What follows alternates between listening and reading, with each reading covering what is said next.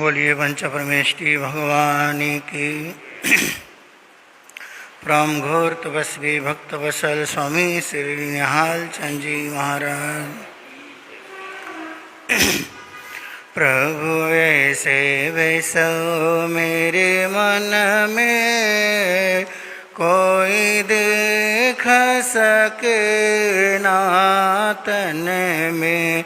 प्रभु ऐसे वैसो मेरे मन में कोई देख सके ना तन में। कोई देख सके ना तन में। कोई देख सके ना तन में। प्रभु ऐसे वैसो मेरे मन में कोई देख सके ना तन में। जैसे मेहंदी में रंग है समाया, जैसे मेहंदी में रंग है समाया, वो किसी को नजर नहीं आया। वो किसी को नजर नहीं आया। तुम भी ऐसे बसो मेरे मन में कोई देख सके ना तन में। तुम भी ऐसे बसो मेरे मन में कोई देख सके ना। बोलिए भगवान महावीर स्वामी की। है समय नदी की धार के समय सब बह जाया करते। है समय बड़ा तूफान पर्वत पर्वत झुक जाया करते हैं। अक्सर दुनिया के लोग समय में चक्कर खाया करते हैं, लेकिन कुछ ऐसे होते जो इतिहास बनाया करते हैं। इतिहास बनाया। अनंत अनंत श्रद्धा एवं आस्था के आयाम शासन के महाप्राण सर्वज्ञ सर्वदर्शी श्रवण भगवान महावीर स्वामी के चरणारविंदों में कोटि सबंदन। अत्र विराजमान पूज्य गुरुदेवों के पावन श्री चरण कमलों में सशद नमन। उपस्थित धर्म प्रेमी बंधुओं, ममतामयी माताओं एवं बहनों, कल आप सभी ने धनदेव, यशदेव और प्रेमदेव में से प्रेमदेव को अपने अपने घर में आप सभी ने आमंत्रित किया होगा। अगर प्रेमदेव को आप सभी ने आमंत्रित किया होगा तो धन और यशदेव अपने आप ही आपके घर में आ गए होंगे। सप्ताह के 7 वार हैं, रविवार से लेकर के शनिवार। जब 7 वार मिलते हैं तो सप्ताह बन जाता है। और किसी के लिए शनिवार अच्छा नहीं है क्योंकि शनि का प्रकोप है। किसी के लिए मंगल अच्छा नहीं है, मंगल दोष है। 7 बार में से 7 बार सबके लिए अनुकूल हो, ये कोई जरूरी तो नहीं है।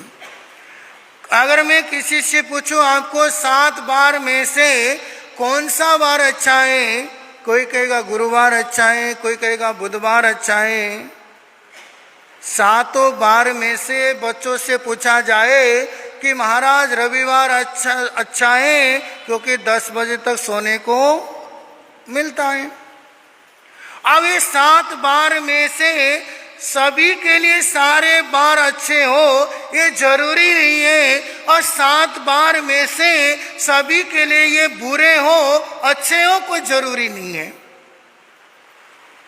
किसी न किसी के लिए 7 बार अच्छे बुरे हैं। इन 7 बार में से एक 8वां बार भी है, वो है परिवार। 8वां बार बोलो जयनगर वालों, कौन सा? 8वां बार परिवार। अगर परिवार अच्छा है, चाहे शनि का भी दोष हो, कुंडली में शनि बैठा हुआ हो, राहु केतु का प्रकोप हो, तब भी डरने की आवश्यकता नहीं है। राहु केतु उसी के घर में घुस जाते हैं, शनि का प्रकोप उसी की कुंडली में होती है जिसका परिवार अच्छा नहीं होता है। जिसका परिवार अच्छा है, कोई सा भी खराब ग्रह हो, उस परिवार का कुछ बिगाड़ने वाला होता नहीं है। इसलिए परिवार अच्छा होना चाहिए, परिवार के अंदर प्रेम होना चाहिए, परिवार के अंदर आपस के अंदर एकता होनी चाहिए। जिस घर में प्रेम होता हो, जिस परिवार में प्रेम है, फिर उसको 7 बार खराब है तब भी डरने की आवश्यकता नहीं है। परिवार एक होता है मकान, एक होता है घर, और एक होता है परिवार। मकान ईंट और पत्थरों से बनाया जाता है। मकान बनाने के लिए ईंट की जरूरत पड़ा करती है, सीमेंट की जरूरत पड़ा करती है, मजदूरों की जरूरत पड़ा करती है, कई चीजें मिलती हैं, तब जाकर के एक आलीशान मकान बन जाता है। मकान बनाया जाता है, घर बसाया जाता है। जयनगर वालों, मकान बनाया जाता है, घर बसाया जाता है, परिवार निभाया जाता है। मकान को बनाते हैं मजदूर लोग, घर और परिवार को बनाते हैं आपस के रिश्तेदार। एक घर, जिस घर में माता पिता हो, 2 भाइयों का परिवार हो, वो तो परिवार है। जहां हम 2 हमारे 2 वो घर है। आज बनाने के नाम पे मकान तो ऊंचे ऊंचे बन गए हैं। आज बनाने के नाम में मकान तो सुंदर से सुंदर हो गए हैं। पता नहीं कहां से पत्थर लाके घर को बना लिया है, कहां से फर्नीचर को जोड़ लिया है, घर को बहुत सुंदर डेकोरेशन कर लिया है, लेकिन घर के अंदर जो रहने वाले लोग हैं, मकान तो सुंदर बना लिया लेकिन घर अभी सुंदर नहीं बना है। मकान तो ईंट और पत्थरों से सुंदर बना है, इटालियन मार्बल से सुंदर बना है, अनेकों फर्नीचर से घर तो सुंदर, मकान तो सुंदर बना है, लेकिन रिश्तों के अंदर मधुरता नहीं है। कहने के लिए 500 गज में कोठी तो बना ली है, 250 गज में कोठी तो बना ली है, आलीशान बंगला तो बना लिया है। जब व्यक्ति शाम को दुकान से, फैक्ट्री से घर जाता है, वही आलीशान कोठी उस इंसान को खाने के लिए दौड़ता है। मकान सुंदर बनाने से कुछ नहीं होगा, परिवार को सुंदर बनाना सीखो। किसी ने पूछा, महाराज परिवार में पाप का उदय कब होता है, पुण्य का उदय कब होता है? मैं लोगों से कहता हूं, पाप का उदय तब होता है जब घर के अंदर अशांति होती है, पुण्य का उदय तब होता है घर के अंदर प्रेम होता हो। अगर घर के अंदर अशांति है, समझ लो पाप का उदय आया है। उस घर में पाप का उदय है जिस घर में माता पिता को पूछते नहीं हैं, बड़ को सम्मान नहीं करते हैं, उस घर में तो पाप का उदय है। और उस घर में पुण्य का उदय है, जो सबसे पहले माता पिता को भोग लगाते हैं फिर अपना भोजन करते हैं, उस घर में समझ लो पुण्य का उदय है। माँ बाप को इंतजार करना पड़े, मेरी बेटी कब मेरे को नाश्ता कराएगी, मेरी बहू मेरे को कब नाश्ता पूछेगी, मेरा बेटा कब मेरे को दवाई लाके देगा, सुबह से रात तक इंतजार करना पड़े, समझना उस घर में पाप का उदय हुआ है।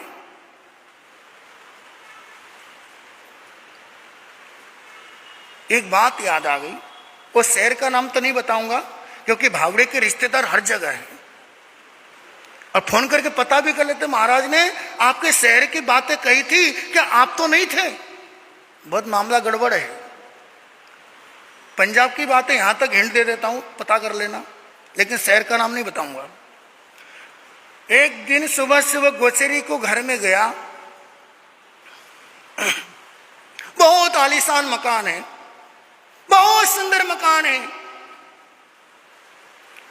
और घर के बाहर जो लिखा था उसको देख के दिल खुश हो गया। लिखा था मातृ छाया। क्या लिखा था जयनगर वालों? मातृ छाया। इसको पढ़ के सुकून मिला, लगता इस सदी में भी इस घर में कोई श्रवण कुमार रहता होगा। जब बोर्ड को पढ़ा तो घर का मालिक मेरे साथ था, महाराज बोर्ड कैसा लगा? मैंने कहा यार बोर्ड तो गजब है, इसको पढ़ के मेरे दिल बाग बाग हो गया है। अंदर जाके जैसे गोचरी लिया, बाहर लिखा था मातृ छाया, इधर उधर देखा तो मां कहीं भी नजर नहीं आई। और मैंने गोचरी लिया तो मैंने उस युवक से पूछा, भाई माताजी कहाँ है? अरे तेरे जैसा श्रवण कुमार बेटा मैंने जिंदगी में नहीं देखा होगा। अरे माताजी है कहाँ? बोले माताजी तो गांव में है। तो गांव में? बोले हाँ।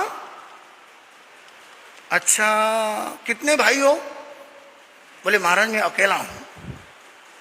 मैंने कहा अकेले? गांव कितने दूर है? बोले 35 किलोमीटर। अच्छा गांव में कौन है उनकी सेवा में? बोले महाराज जी अकेली हैं। कितने साल की हैं? महाराज हो गए 65-70 साल की। तो मैंने पूछा भाई साहब नाम तो बहुत अच्छा लगा मातृ छाया, लेकिन एक बात तो समझ में नहीं आया, मातृ छाया मकान है लेकिन यहां मां की तो छाया ही नहीं है। बोले अकेले वहां क्यों छोड़ा? उसने मेरे हाथ को ऐसा ऐसा दबा दिया, महाराज कुछ मत बोलो मामला गड़बड़ हो जाएगा, क्योंकि इतना बड़ा कोई शेर थोड़ी ना पत्नी के सामने अपने पोल खोल दे। उसने मेरे हाथ को दबा दिया, महाराज समझ जाओ। अब मैं समझ गया, बेचारा भीगी बिल्ली था वो, पत्नी के आगे शेर बने इतना कौन माई का लाल होगा। थानक में तो हर कोई शेर है, शेर तब बने जब पत्नी के आगे जाए। आप देखिए शेर तो हर कोई बनता है, लेकिन जब पत्नी सामने आ जाए, बोलो जयनगर वालों यहां ऐसा तो नहीं है। अब उसने मेरे को इशारा किया, महाराज क्यों मैं लफड़ा करा रहे हो, शांति से गोचरी ले जाओ। और जैसे ही उसने मुझे इशारा किया, और इतना तो मैं समझ जाता हूं। अब मैं जैसे घर के बाहर आया, उसने सच्चाई बताई, महाराज अच्छा हुआ आप मेरे घर में झगड़ा करा देते, मेरी हिम्मत नहीं हो पाई आपको मेरी पत्नी के आगे बोलने की। महाराज आजकल पत्नियों को समझते ही हो, आजकल नीला ड्रम देखते डर जाता हूं मैं तो। मेरठ की नीली ड्रम। अब ये देखिए, बोले महाराज मेरी पत्नी और मेरी घरवाली के रोज झगड़े होने लगे। एक दिन मेरी पत्नी ने मेरे से कहा या तो अपनी मां को रख लो या मुझे रख लो, तुम्हें फैसला करना है, या तो अपनी मां को रख लो या मुझे रख लो। महाराज रोज किचकिच होने लगी। जैसे मैं फैक्ट्री से शाम को घर आता, पत्नी अपनी पुराण सुनाती दिन भर की, मेरी मां अपनी पुराण सुनाती। महाराज मैं धीरे धीरे डिप्रेशन की तरफ जाने लगा। सोचा मां की सुनूं या पत्नी की सुनूं। अगर मैं मां का पक्ष लेता 3 दिन तक पत्नी मेरे से नाराज रहती, अगर मैं मां की पक्ष लेता पत्नी नाराज रहती, पत्नी का पक्ष लेता तो मां नाराज रहती। तो महाराज एक दिन सोचा ऐसे रोज रोज के झमेले से परेशान होने से अच्छा जो मेरा पुराना गांव था उसमें पुराना मकान था, तो महाराज मैंने हिम्मत करके घर की सुख शांति के लिए, बंधु घर में पाप का उदय कैसे आता है, और वो एक युवक कहने लगा देखो महाराज घर में शांति रहे, अमन चैन का माहौल रहे, उसके लिए मैंने अपने मां को गांव में छोड़ के आ गया। जब मैंने इस बातों को सुना, उस बोर्ड को देख रहा हूं मातृ छाया, तो मैंने उस व्यक्ति से कहा भाई जरा क्या इसमें कुछ चेंज हो जाएगा बोर्ड में? बोले बोलो महाराज क्या लिखाऊं? मैंने कहा तेरे घर में मातृ छाया लिखा हुआ बोर्ड शोभा नहीं दे रही है, ऐसा कर ले आज ही मातृ छाया को निकाल के पत्नी छाया लिखवा ले। अरे नाम लिखा दिया मातृ छाया और अकेले गांव में छोड़ आया। इससे अच्छा तो इस घर में पत्नी छाया लिखा दे और तू पत्नी के छत्र छाया में रले। बंधु ये है पाप का उदय।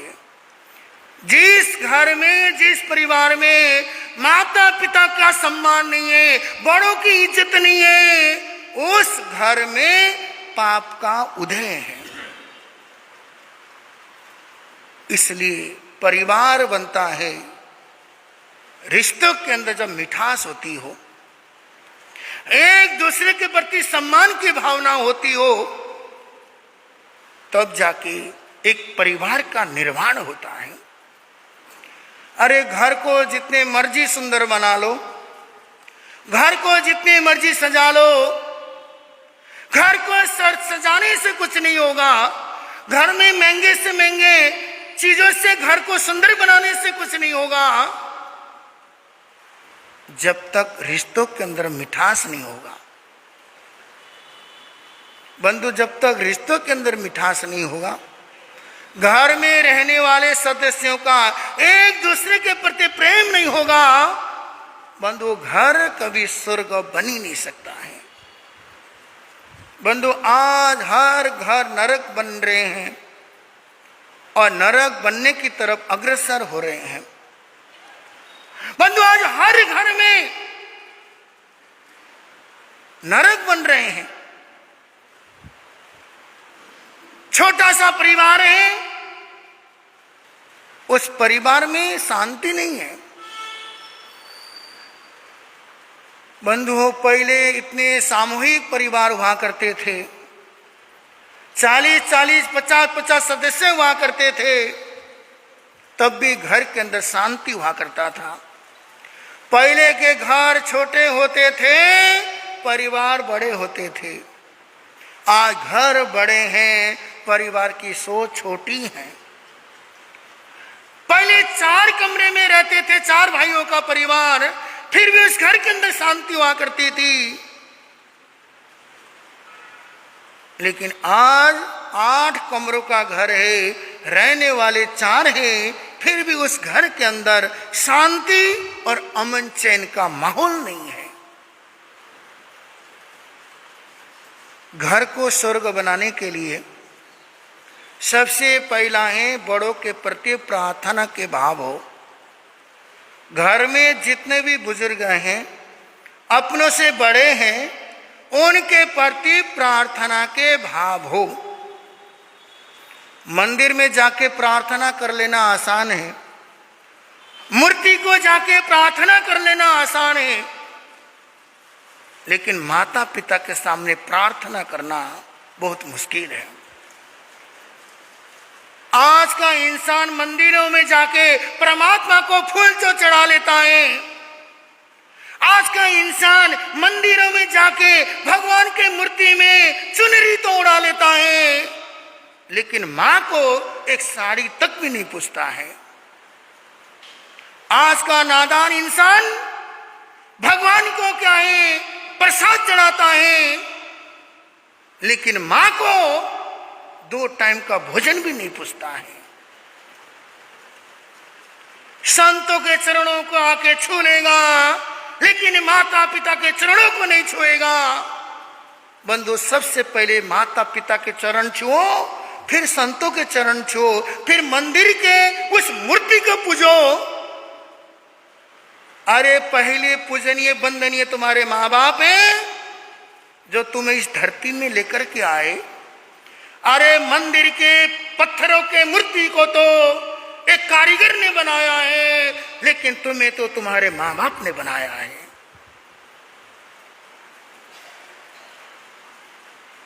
स्थिति भयावह है और हर परिवार में समस्या बहुत है।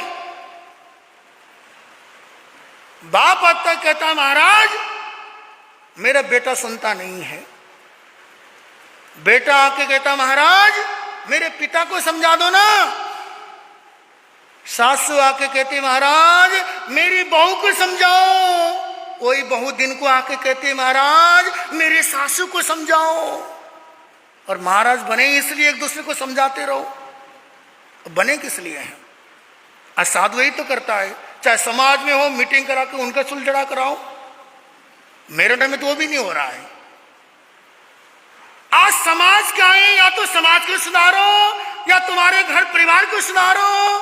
आज संत क्या है, सुधारक ज्यादा हो गए हैं, परिवार को भी सुधारना पड़ता है, समाज को भी सुधारना पड़ता है। संतों के सिर के ऊपर बड़ी जिम्मेदारी है। आज एक दूसरे को कोई समझने को तैयार नहीं है। बाप कहता बेटे को समझाओ, बेटा कहता बाप को समझाओ, सास कहती है बहू को समझाओ, बहू कहती है सास को समझाओ। अरे भाई तुम खुद समझते क्यों नहीं हो? अगर खुद समझ जाओ दूसरों की समझाने की नौबत ही ना आए। आज हर कोई दूसरे को समझाने में चला है, समझना खुद नहीं चाहता है। जिस दिन खुद समझना सीखोगे फिर किसी को समझाने की जरूरत है नहीं। आजकल समझाने वाला जमाना चला गया। छोटे से 6 साल के बच्चे को समझाओ, वो भी कहता मेरे को लेक्चर दे रहे हो तुम, मैं पहले से समझदार हूं। क्योंकि आजकल बेवकूफ बच्चे पैदा होने ही बंद हो गए हैं। बेवकूफ बच्चे की जन्म होने ही बंद हो गया, क्योंकि आजकल के औलादे कंप्यूटर युग के बच्चे हैं। अब तो एआई का जमाना है, एआई टेक्नोलॉजी का जमाना है। आजकल तो तुम्हारे बच्चे भी क्या हैं, उस आधुनिक बच्चे पैदा हो गए हैं। इसलिए समझाने से कोई नहीं समझता है। अगर तुम किसी को समझाने जाओगे निराशा हाथ लगेगी, जब तुम खुद समझोगे बड़ा आनंद लगेगा तुम्हें। इसलिए माता पिता प्रार्थना के योग्य है। मंदिर में प्रार्थना नहीं करो तो चलेगा, साधु संतों को वंदना नहीं करोगे तो चलेगा, लेकिन अपने घर में बुजुर्ग जो माँ बाप हैं सबसे पहले उनको चरण छुओ, उनके मस्तक, उनके चरणों के रज को अपने मस्तक पर लगा लो। कोई आके कहता महाराज मेरे कुंडली बहुत खराब है, काल सर्प योग का दोष है, मेरे कुंडली में फलाना फलाना दोष है। मैं उसको कहता हूं देख, सुबह उठ के अपने माता पिता के जो चरणों की रज है ना अपने मस्तक में लगा ले। काल सर्प योग तो क्या, जितने भी खराब योग चल रहे हो जन्म पत्री में सब दूर होने वाले बनेंगे। मंदिर में जाके चंदन का तिलक लगाना तो आसान है, लेकिन माता पिता के चरणों की धूलि को मस्तक पर लगाना इंसान को शर्म आती है। स्थिति बहुत खराब है। आज देवी देवताओं के आगे मन्नतें मांगते हैं,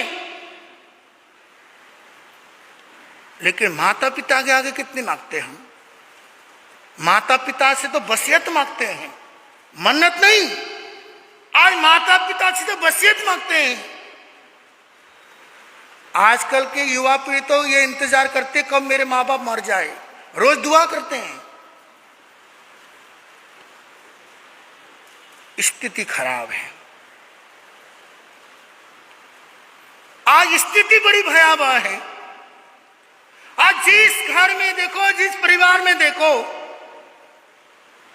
रामायण नहीं महाभारत हो रहा है। रामायण और महाभारत में फर्क है। रामायण में त्याग है। राम कहते भरत को तू ले ले राज सिंहासन, भरत कहता है मेरे को चाहिए ही नहीं है। रामायण इसलिए होता है, त्याग के लिए रामायण होता है। और महाभारत किसके लिए होता है? छीना झपटी के लिए, ये भी दे दो, मुझे ये चाहिए। वहां पे महाभारत होता है।